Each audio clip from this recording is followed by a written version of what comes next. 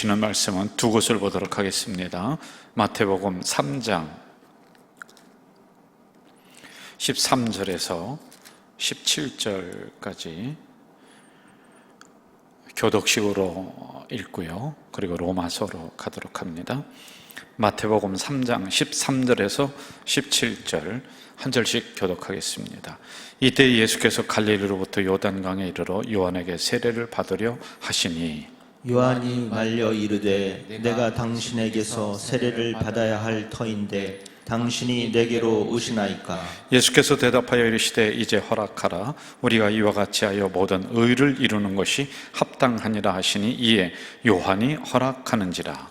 예수께서 세례를 받으시고 곧 물에서 올라오실새 하늘이 열리고 하나님의 성령이 비둘기같이 내려 자기 위에 임하심을 보시더니 합독합니다. 하늘로부터 소리가 있어 말씀하시되 이는 내 사랑하는 아들이요 내 기뻐하는 자라 하시니라. 아멘. 로마서로 가도록 하겠습니다. 로마서 6장. 로마서 6장. 오늘은 이제 세례론에 대해서 우리가 좀 봐야 돼요. 3절과 우리 4절 이렇게만 읽겠습니다. 3절과 4절. 제가 3절 읽을게요. 무릇 그리스도 예수와 합하여 세례를 받은 우리는 그의 죽으심과 합하여 세례를 받은 줄을 알지 못하느냐.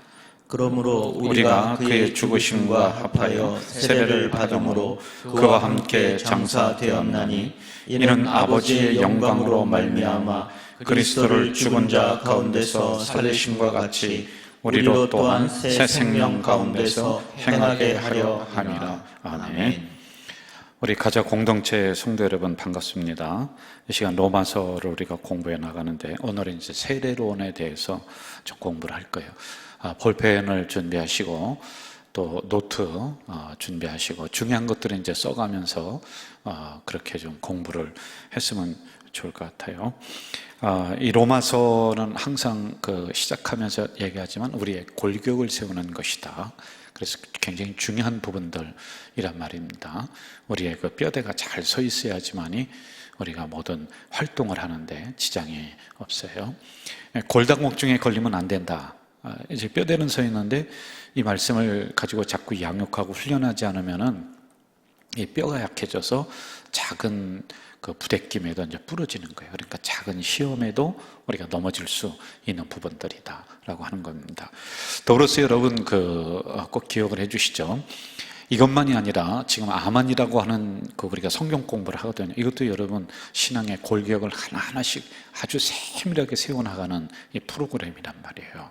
이제 이런 부분 여러분들이 들어오셔서 함께 공부하고 영상으로 하는 것이기 때문에 또 색다른 그런 의미도 있을 거예요. 보시면서 교재도 같이 가지고서 공부하고 그렇게 했으면 좋을 것 같습니다. 자, 이 시간 여러분 주변에 혹시 시끄러운 거 있다면 다 정리를 좀 하시고 핸드폰도 좀 무음으로 해놓으시고 그러면서 공부에 집중을 하셨으면 좋을 것 같아요. 자, 오늘은 한번 저를 따라해 봅시다. 세례. 하나님이 말씀하시는 데는 세 가지가 있다고 그랬습니다. 기록된 성경을 통해서 우리에게 말씀하세요. 그리고 선포되는 말씀, 이게 이제 설교입니다. 이게 이제 들려지는 거죠. 보여지는 말씀, 들려지는 말씀. 보여지는 말씀은 뭘까요? 성경이죠. 이게 이제 기록된 말씀, 기록된 말씀이에요. 성경입니다. 들려지는 말씀, 설교. 세 번째, 보여지는 말씀이 있어요. 그게 뭐냐면은 세례. 성찬 이거예요. 그래서 여러분 제가 세례식을 베풀 때 또 성찬식을 베풀 때 눈 뜨고 보세요 이렇게 하잖아요. 이게 말씀이 눈으로 보여지는 거란 말입니다. 그래서 제가 하는 예식을 통해서 물을 머리에다가 하는 그 예식을 통해 성부 성자 이런 것을 통해서 말씀이 보여진다는 거예요. 이렇게 세 가지를 통해서 우리에게 공식적인 루트, 공식적인 창구죠. 이게 말씀이 오는 거예요. 그냥 개별적으로 내가 응답을 받았다. 그건 개인적인 거예요. 그것을 주관적인 거를 객관화시킬 수가 없어요. 이게 무슨 얘기냐면은 내가 주관적으로 다 응답받고 음성 듣고 그랬던 걸 객관화시킨다는 것은 모든 사람에게 동일하게 너 왜 이 음성 못 듣냐? 자기나 듣지. 뭐 그게 다른 사람에게도 똑같이 그게 적용이 될 수가 있나요? 그렇지 않단 말이죠. 그래서 공식적인 객관적으로 우리에게 임하는 말씀은 기록된 말씀, 선포해지는 말씀, 보여지는 말씀. 세 가지 해봅시다. 시작. 기록된 말씀, 선포되는 말씀, 보여지는 말씀. 예, 보여지는 말씀에는 뭐와 뭐가 있다? 세례와 성찬. 그렇죠. 세례와 성찬, 이 두 가지가 있는 거예요. 원래 그 초대교회는 매 주마다 성찬식을 했어요. 초대교회 우리가 성지순례 가서 마가의 다락방을 가봤거든요. 가보셨죠? 그 2층에 크게 넓게 있었어요. 그만큼 이제 사람들이 많이 모이니까 넓은 공간이 필요하고 그것도 부족하니까 독립적인 공간을 또 건물을 짓고 했는데 매주마다 했습니다.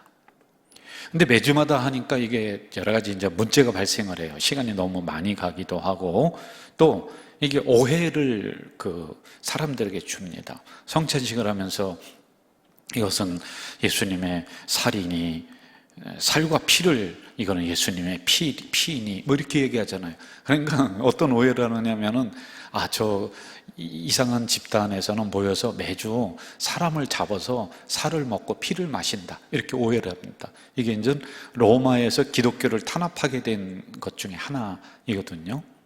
자, 이처럼 모여서 서로 형제 자매가 됐음을 교제를 나누는 거예요. 그런데 또 문제가 뭐냐면은 이게 어떤 사람이 음식을 이제 가져와서 같이 나눠 먹습니다. 근데 음식을 거기에서 모든 것을 해결하려고 이게 상징적으로 해야 되는데 너무 과하게 먹어요. 포도주도 너무 과하게 마십니다. 그러니 이게 나중에는 이성이 마비가 되고 거기가 막 그 분쟁의 요소가 되고 그런 게 있었어요. 그래서 사도 바울은 이걸 절제를 시킵니다. 절제를요. 그러면서 흘러오면서 이 세례라고 하는 것이 이제 뭐 한 달에 한 번 또는 뭐 절기별로 이렇게 자리를 잡고 있었는데 제가 생각할 때는 성찬식이나 이런 세례 이런 부분들이 아주 한 달에 한 번은 성찬식을 했으면 좋을 것 같아요. 그리고 세례식도 이제 훈련을 통해서 세례를 받습니다만은 이것도 정기적으로 이렇게 했으면 좋을 것 같습니다. 이렇게 이제 성찬식, 의식에 대한 부분들이 초대교회로부터 이렇게 흘러온 부분들이 있다라고 하는 거예요. 자, 그 중에 이제 세례에 대한 부분을 봅니다. 성찬식은 이러한 부분들이 있었다라고 하는 거죠. 자, 세례는 그러면은 무엇이냐라고 하는 것부터 우리가 이제 차근차근 좀 나가야 돼요. 어떤 사람이 이렇게 세례 받아야지 떡을 먹고 뭐 포도주를 마신다. 그러므로 세례를 꼭 받아야 된다. 그것만 하기 위해서 이 세례를 베풀면 안 돼요. 그게 어떠한 하나의 관문이 돼서 내가 성찬식에 참여할 수 있는 하나의 조건으로 세례를 받아야 된다. 그러니까 오늘날에 세례가 함부로 남발이 되고 중요하지도 않게 여기고 이렇게 한단 말입니다. 초대교회는 세례는 3년의 훈련 기간을 거쳤습니다. 3년 동안 아주 굉장히 훈련을 했어요. 왜냐하면 그때 이교도라고 또 이단이라고 내부에서 그 로마 정부에 찌르는 거예요. 여기 기독교인들이 모여서 성찬식하고 살과 피 마신다. 외부에서 적이 있는 게 아니라 내부에 적이 있었어요. 그래서 저 사람이 교회 등록을 했는데 진짜인지 가짜인지를 판가름을 못해요. 그러니까 3년 동안 두고 보는 거예요. 계속 훈련시키는 겁니다. 그리고 그 사람에게 파더가 붙습니다. 책임지는 아버지 역할을 딱 보증인이 딱 붙어요. 그렇게 해서 이 사람은 이제 됐습니다 라고 하면 3년 훈련하고 세례를 줬어요. 그리고 성찬식에 참여했어요. 성찬식 아무나 참여 못합니다. 그때도요. 이러한 과정들이 있었단 말이에요. 자, 그럼 세례를 조금 더 우리가 쉽게 설명을 하려면 오늘로다가 이야기를 하면은 여러분 우리가 목사로 부름을 받고 공식적으로 목사가 되기 위해서는 시험을 합격하면 목사가 돼요? 아니면은 목사 임직식을 해야지만이 목사가 됩니까? 뭐죠? 1번이에요. 2번이에요. 1번은 시험 합격하면 목사가 된다. 2번 임직식을 하면 목사가 된다. 임직식. 예, 2번입니다. 2번. 식.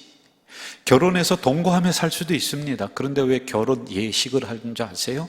이게 하나의 세레모니입니다만은 이걸 통해서 어떤 의미를 부여하는 겁니다. 의미.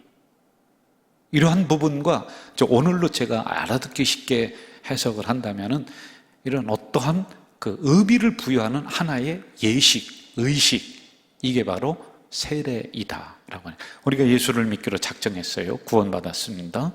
그럼 반드시 통과해야 되는 게 뭐냐? 세례예요, 세례.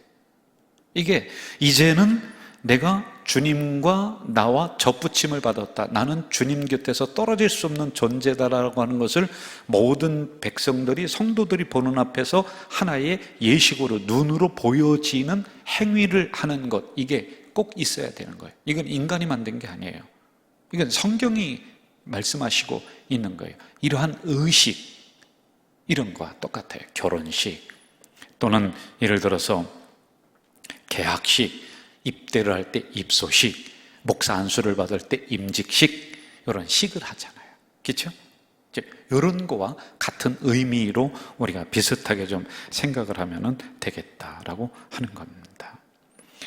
자, 세례에 담긴 의미가 간단하지가 않습니다. 이런 제가 이제 알아듣기 쉽게 설명을 했습니다만은 여기를 한번 좀 보실까요? 우선 좀 보고 또 하나하나 축조해 나가자고요. 세례는 우리의 모든 죄악을 물로 씻어버렸다라고 하는 상징을 담고 있다. 뭘로 씻어버렸다? 물로 씻어버려. 그래서 세례에는 두 가지가 있습니다. 물세례가 있고 불세례가 있는 거예요. 이제 물로 나를 깨끗이 씻었다. 그럼 예수 믿어서 구원받았으면 다 됐지. 그게 무슨. 그런데 그거는 개인적 관계야. 이걸 어떻게 공동체에게 자기가 아무리 간증을 한다고 해도 그건 주관적 아니에요. 그렇죠? 내가 개인적으로 체험한 거예요. 이걸 공식화시키는 것이 세례인 거예요. 이해가 되시나요? 자, 두 번째 여기를 보세요. 예수 그리스도로 합한 새로운 사람으로 태어났다.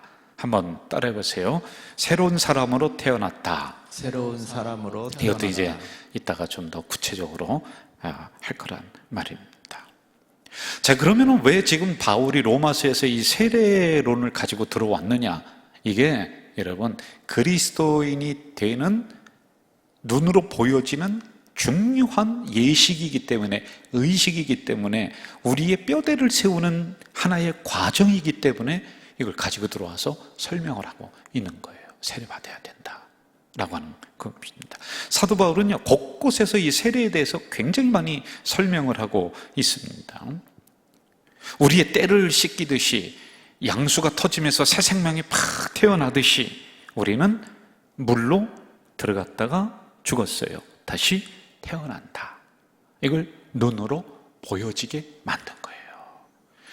그러면은 세례는 크게 침례가 있고, 우리는 지금 물을 머리에 끼얹는 이제 이게 축소가 된 부분들이에요. 이게 상징적 행위로 이렇게 하는 게 있거든요.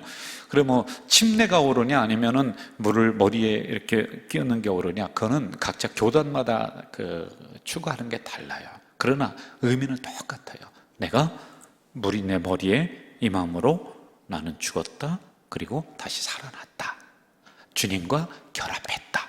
이걸 눈으로 보여주는 예식으로 만들었다 라고 하는 이런 의미란 말입니다. 세례가 단지 교인의 등록 교인이냐 아니냐 이걸 판가름하는 게 아니에요. 포도주하고 빵을 먹을 수 있느냐 아니냐 이 자격을 부여해 주는 게 아닙니다. 이거는 너무 초보적인 거예요. 그렇게 생각하면 안 돼요, 여러분. 이것은 내가 죽고 새롭게 태어나는 거예요, 여러분. 그리고 내 삶이 달라지는 순간이에요. 그래서 세례는 한 번 받는 거예요. 자꾸 받는 게 아닙니다.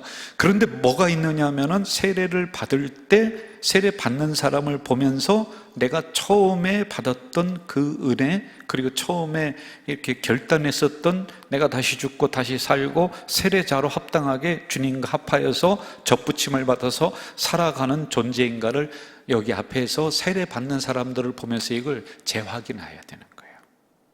그래서 여러분 어떻게 하느냐면 나뭇가지에다가 물을 묻혀가지고서 그 어느 교회 가면요, 그 부목사님들이 세례 받을 때 뿌리고 다녀요.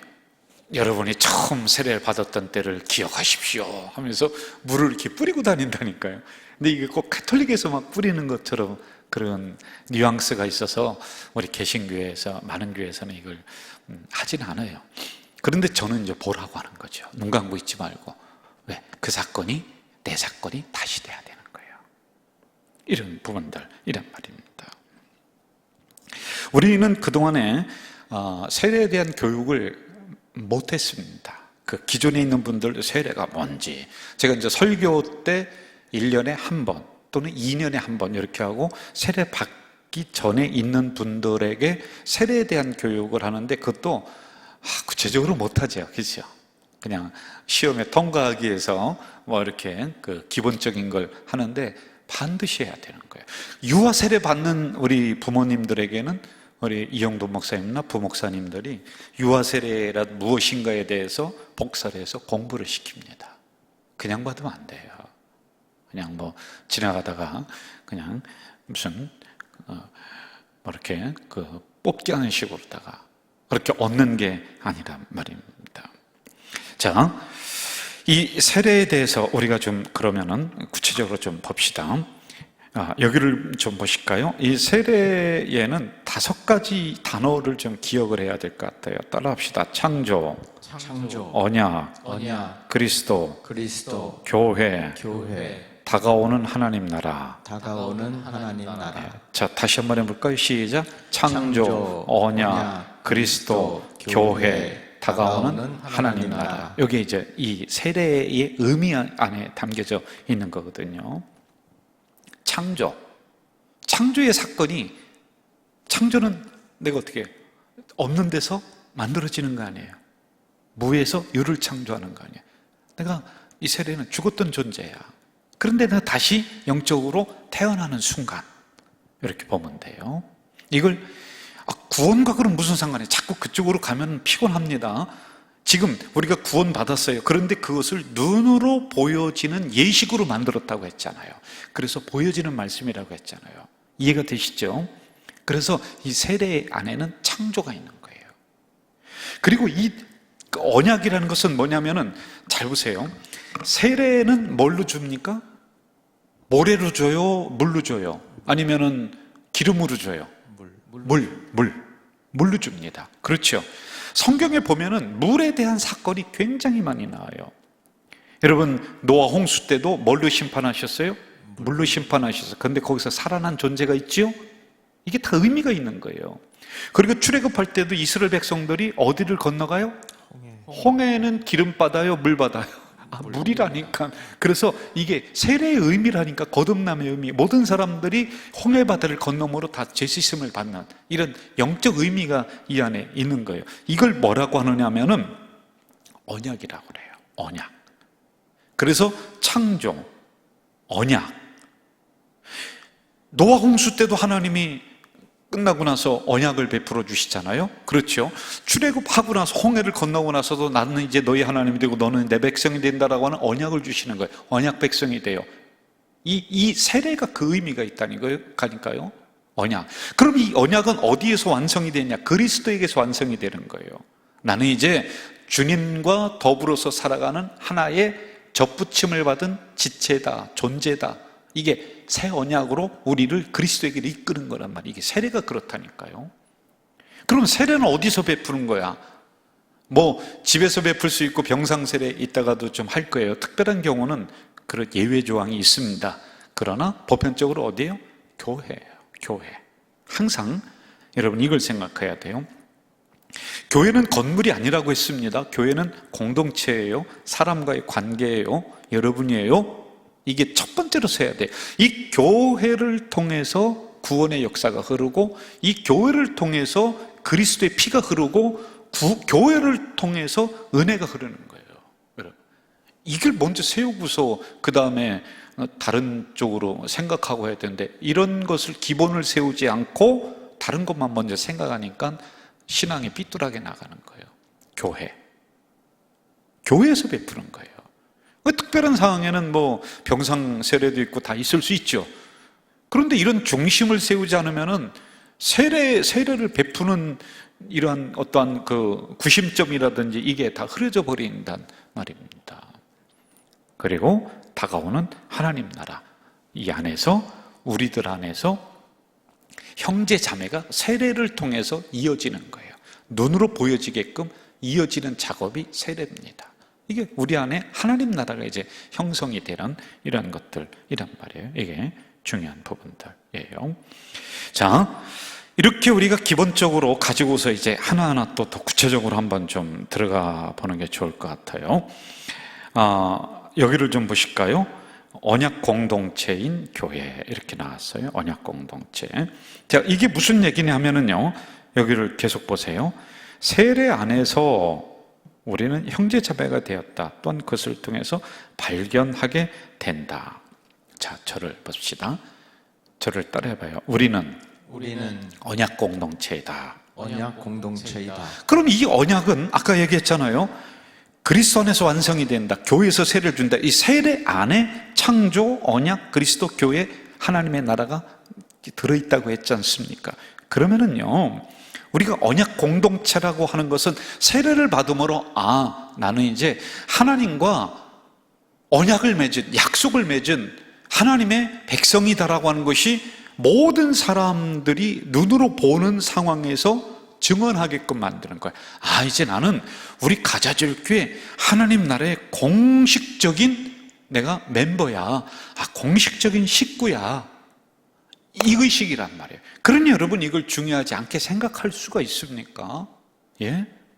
예를 들어서 우리가 아까 이제 목사 한수식을 얘기를 했습니다.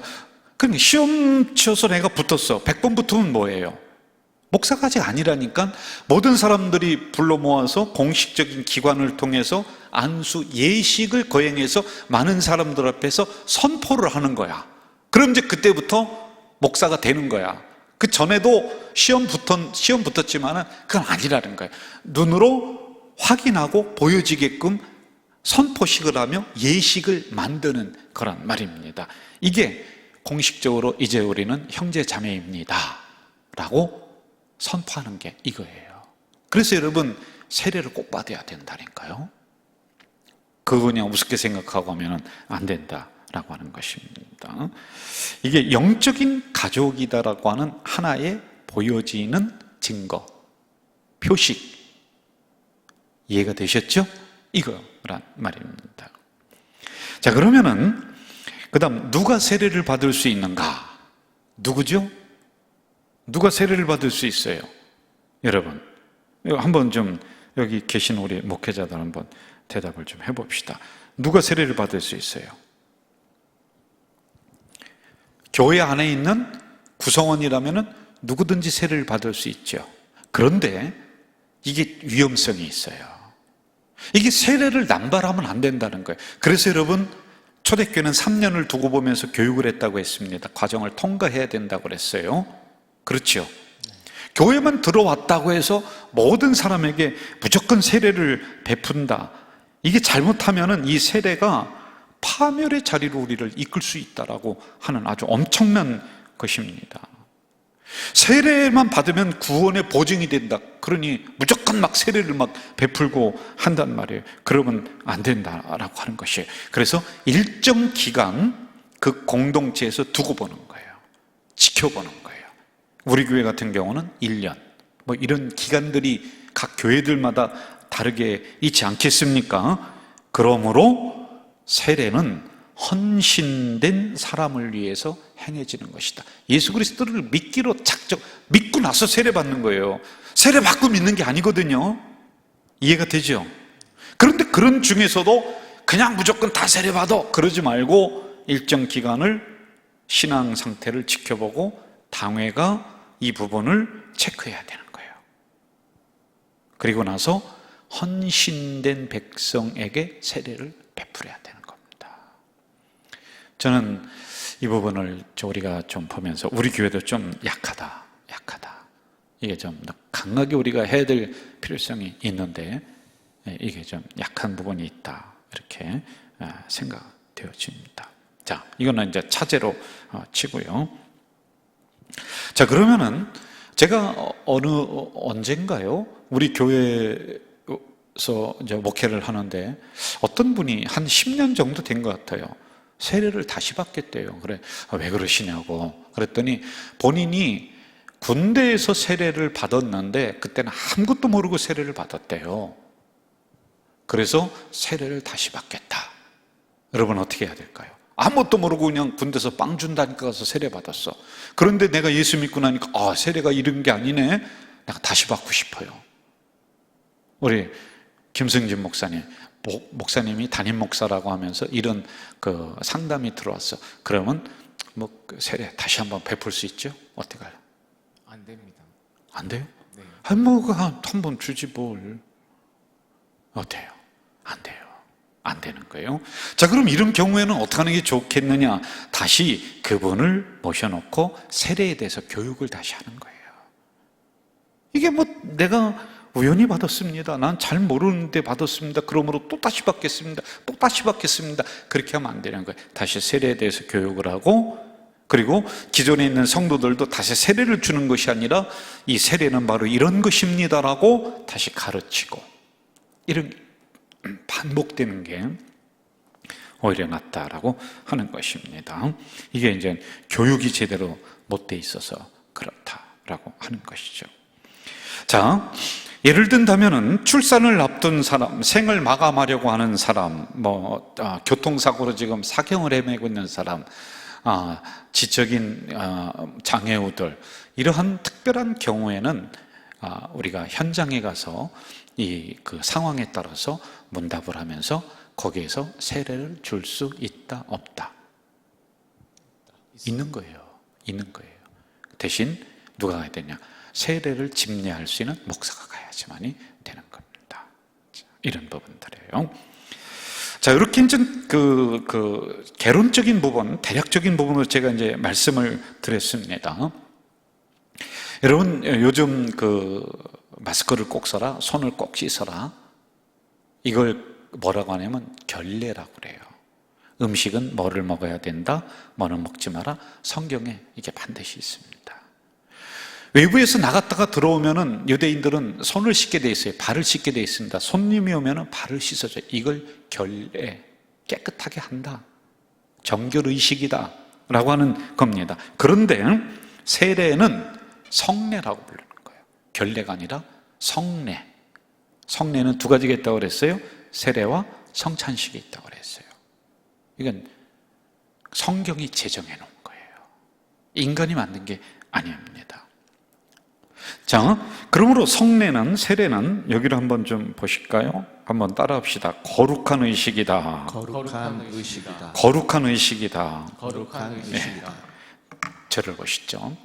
제가 성부와 성자와 성령의 이름으로 세례를 주노라, 이렇게 얘기합니다. 그러면은 이 물이 내 머리부터 적셔 내려올 때 내 몸이 물속에 들어가서 다시 씻김을 받는다. 그런데 여러분, 엄밀히 따지면 목사님, 나 물속에 안 들어갔다 나왔는데요? 이렇게 우리가 이야기할 수 있잖아요. 그러므로 몸이 아니라 마음이 우리 다시 거듭나는 거룩의 예식이란 말입니다.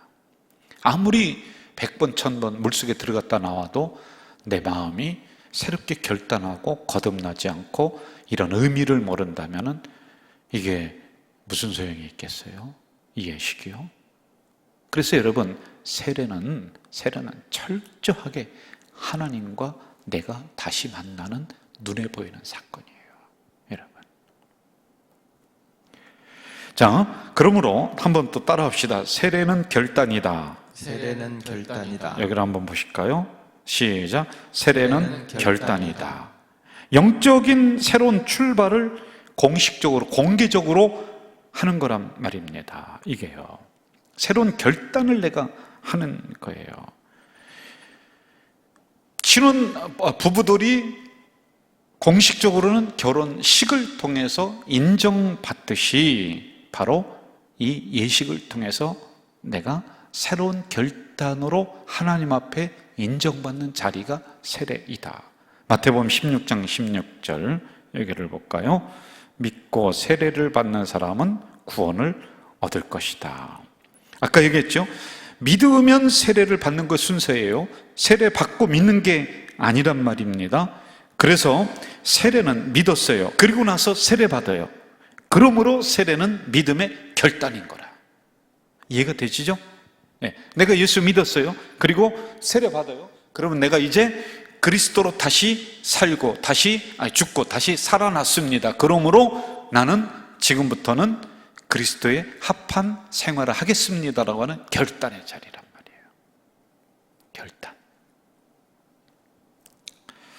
자, 한번 또 물어볼게요. 세례는 담임 목사님의 이름으로 세례를 줄 수 있다. 1번. 그거보다는 우리 교단에 그래도 훌륭하신 작고하신 한경직 목사님 이름으로 세례를 준다. 2번. 3번은 성부, 성자, 성령의 이름으로 세례를 준다. 너무 쉬우니까 대답도 안 해. 자, 여기 보세요. 마태복음 여기를 보세요. 28장 19절에 보면은 이름으로 그들에게 세례를 주고 라고 할 때 여기 보세요. 밥티존테스 아우트스 에스트토 오노마. 이게 뭐냐면 예수 이름으로 그들을 세례를 주고 라고 하는 것은 그 이름과 접붙여서 내가 그 이름 안에 들어가서 내가 이제는 접붙인다는 거예요. 세례를 준다는 것은 아까도 얘기했잖아요. 내가 예수님과 이제 합한 접붙인 생활을 살겠습니다를 공식적으로 공개적으로 이게 예수 성부 성자 성령 예수 이름으로 세례를 주는 그 의미란 말입니다. 다른 이름으로다가는 세례가 될 수가 없습니다. 성부와 성자와 성령의 이름으로 그 이름으로라는 것은 접붙입니다 라고 하는 의미란 말입니다.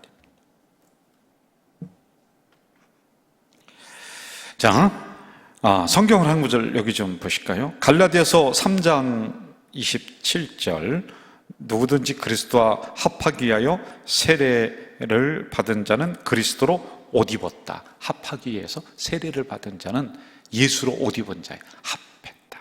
접붙임을 받았다 라는 겁니다. 농사 지으신 분들은 아시겠습니다만 접붙임이 많이 하죠. 예를 들어서 참외에 수박을 접붙인다든지 하면은 참외가 커진다든지 이게 접붙이는 거예요. 배나무에 사과나무를 어릴 때 이제 접을 붙입니다. 그러면은 어떻게 싹 잘라야 돼요. 그러고 나서 그 단면으로 한 45도 각도로 딱 자르고 딱 붙여서 동염해야 됩니다. 그러면 이게 접붙임을 받는 거예요. 이게 떼지면 안 돼요. 밑에 있는 나무나 위에 있는 나무나 이제 하나가 되는 거란 말이에요. 바로 세례가 그런 것이다 라고 하는 겁니다. 자, 오늘 본문에서는 세례는 여기를 보실까요?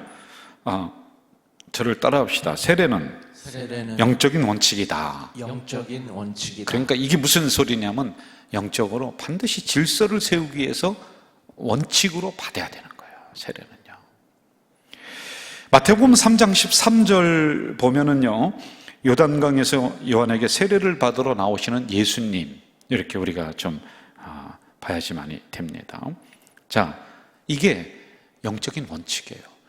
그러잖아요. 저기 세례 요한이 있다가 예수님이 나오심을 보고 어이구 내가 어떻게 당신에게 세례를 줍니까? 나는 당신의 신들매도 감당치. 그런데 영적인 원칙은 세워야 돼. 질서는 세워야 돼. 그러니 예수님이 세례 요한에게서 받았단 말입니다. 이게 반드시 영적 원칙과 질서가 이 세례는 이 의미가 이 안에 담겨져 있는 거예요. 이걸 반드시 통과해야지만이 돼요. 받아야지만이 내 안에 영적인 원칙과 질서가 서는 것이다 라고 하는 겁니다. 예수님이 그러잖아요. 15절에 보면은 14절에 내가 당신에게 어떻게 안 됩니다, 세례 못 줍니다. 그랬더니 15절에 보세요. 15절에 예수께서 대답하여 이르시되 이제 허락하라. 우리가 이와 같이 하여 모든 의를 이루는 것이 합당하다. 결국에는 누가 높고 낮으냐가 아니라 영적인 원칙을 세우고 영적인 질서를 세우는 게 세례라고 하는 거예요. 그래서 우리 교회도 이런 부분을 반드시 통과해야 되고요, 하셔야 되고요. 그리고 세례 받으셨던 분들도 이러한 의미를 다시 되새기는 것이 좋다라고 하는 겁니다. 그리고 또 한번 좀 여기를 보세요. 세례는 따라하세요. 세례는 내가 죽는 것이다. 내가 죽는 것이다. 자, 보세요. 세례 받으려고 예수님이 세례 요한 앞에 왔습니다. 그런데 보면은 세례 요한 앞에 와서 무릎을 꿇는 거예요. 그러니까 세례 요한이 왜 그러시냐고, 메시아가 왜 그러시냐고. 그런데 이게 뭐냐면은 예수님이 이 세례를 통해서 한번 죽으시는 거예요. 낮아지시는 거예요. 겸손하시는 것이죠. 죽는 행위란 말입니다. 메시아도 이 과정을 통과해야 된다는 거예요. 여러분, 당시에는 이게 충격일 수가 있죠.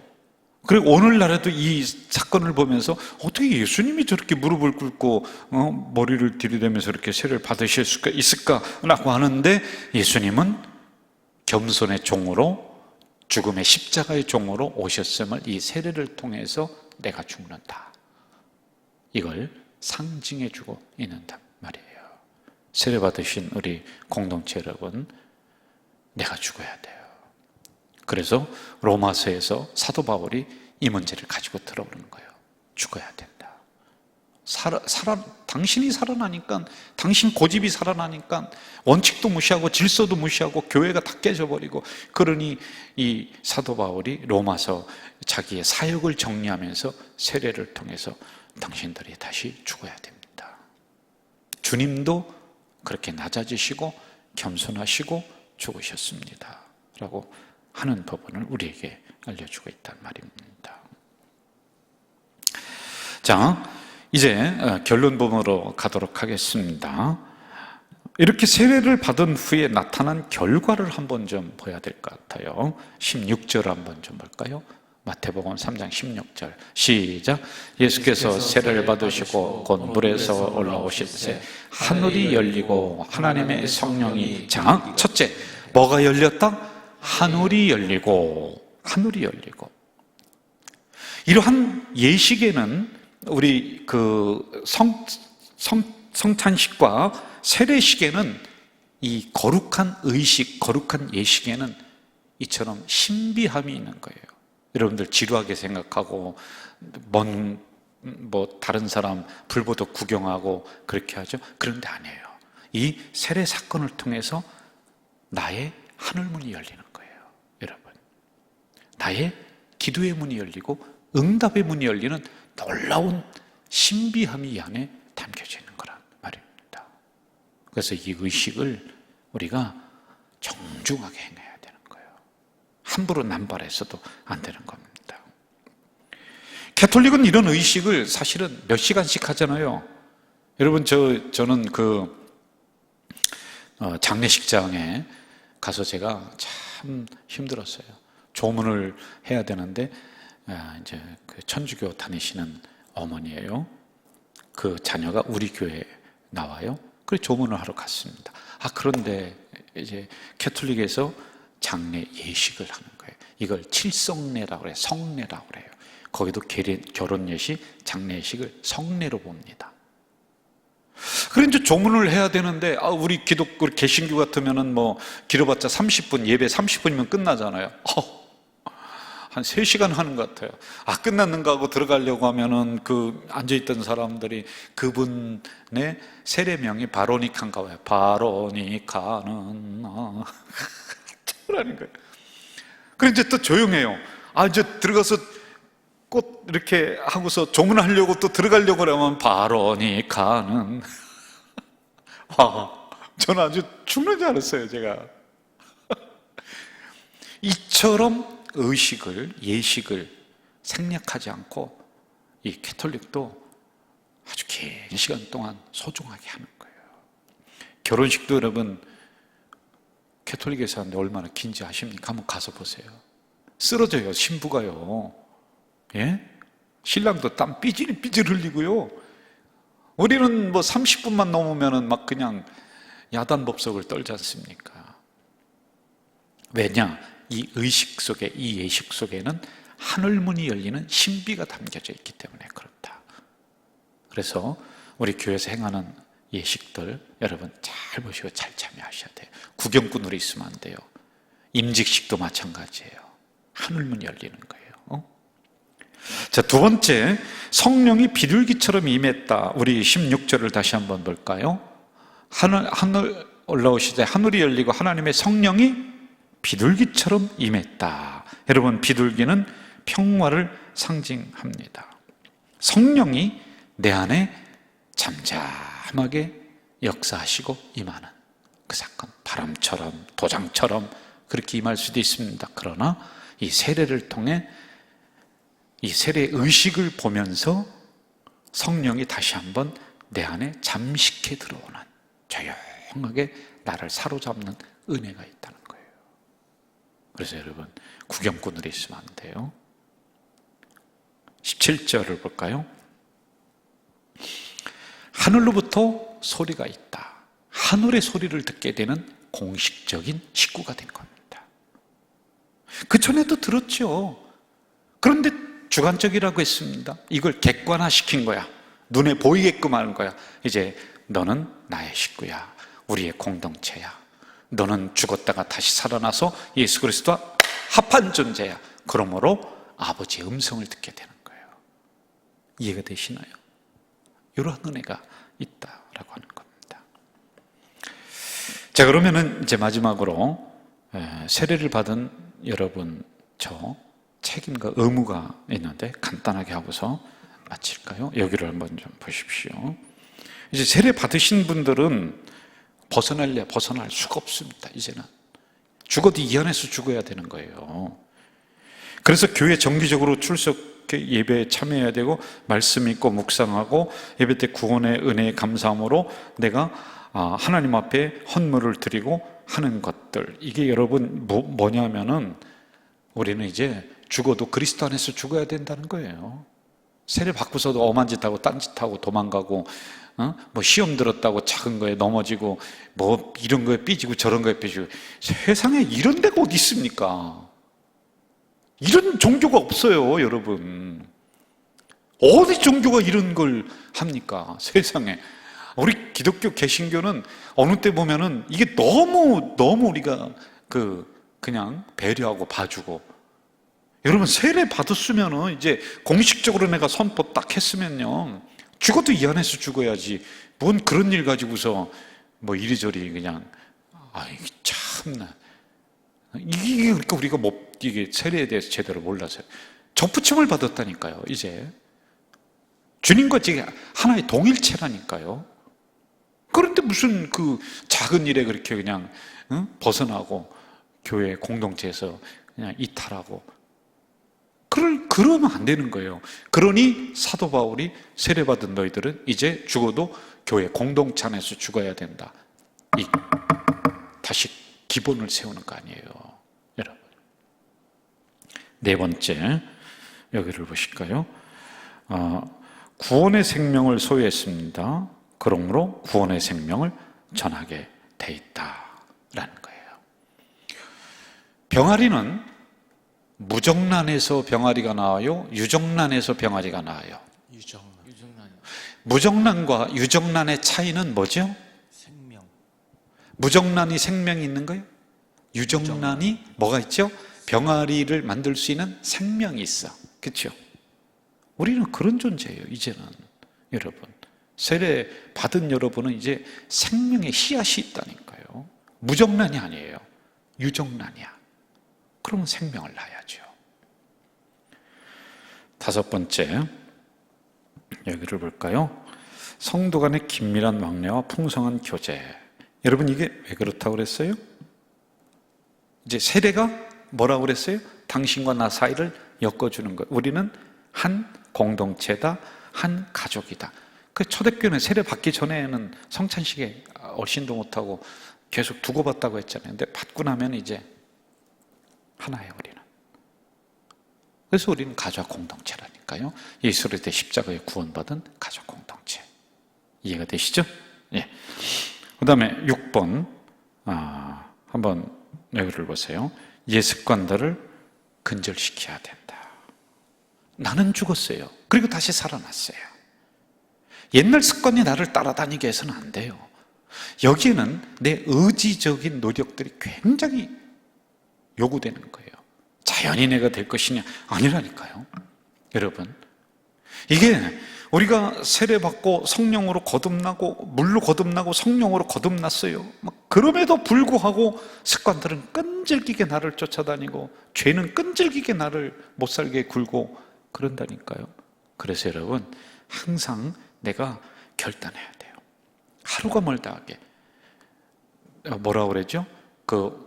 저희 우리 자녀들 결단하면은 무슨 그 약속하고 뭐 방학 때 뭐라 하면은 3일을 못 넘어간다. 그래서 작심 3일 이렇게 얘기했잖아요. 우리도 그럴 수가 있어요. 작심 3일일 수 있어요. 그렇죠? 그럼 어떻게 하면 되는지 아세요? 3일마다 결단해 나가면 돼요. 이해가 되나요? 작심 3일, 3일을 못 넘긴다고 했잖아요. 그럼 3일 동안은 지킨다는 거 아니에요? 그래도요. 그렇죠? 그러면은 3일 되는 날 다시 또 결단하고 또 결단하고 그렇게 해나가야 돼요. 그래서 내 의지적으로 노력해야지만 되는 겁니다. 자, 그 다음에 여기를 보세요. 참 중요한 부분 마지막으로 하겠습니다. 새 사람의 품성을 적극적으로 개발해야 돼요. 여러분, 자, 이게 무슨 얘기냐면은 성령의 사람으로 가만히 있으면 열매 맺어지는 게 아니라 내가 성품을 자꾸 개발시켜야 돼요. 자꾸 추구해 나가야 돼요. 닮으려고 해야 돼요. 그래서 세례 받으면 새 사람이 되었어요. 새 사람이 되면 성령의 열매들이 있습니다. 그러면 자꾸 가까이 해야 돼요. 가까이 하면 닮게 되어 있습니다. 여러분, 우리 교육자들 여기 오랫동안 있으셨던 분들 설교하는데 이렇게 보세요. 나랑 닮는다니까요. 그렇죠? 목회하는 것도 닮아요. 가까이 하면 닮는 거예요. 그래서 거듭난 사람으로 내 성품을 자꾸 개발시켜 나가는 그러한 우리 세례 받으신 우리 공동체 성도들 되시길 주의 이름으로 축원합니다.